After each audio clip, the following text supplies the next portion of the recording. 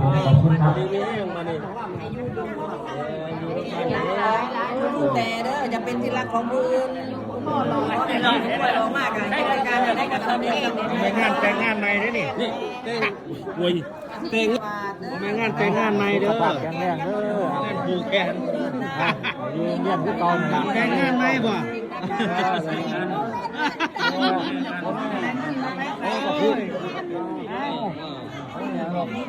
ยืนแห้งเด้อใช้กาวไฟตลอดไฟ มันจะพูดจะพูด อ๋อทุกคนเลย กุศวาส อย่างนี้ไม่ใช้ได้อยู่บ้านมันม่วงนี่ละไม่เข้าใต้ก็ไม่ได้นั่งคนเดียว อยู่กับยาอยู่นี่นะ ผูกแขนเด้อเนี่ยว่าผัวเมียเป็นยังไงผัวเมียน่ะผัวเมียน่ะใจใจ แต่งงานใหม่แล้วกุศวาสเลย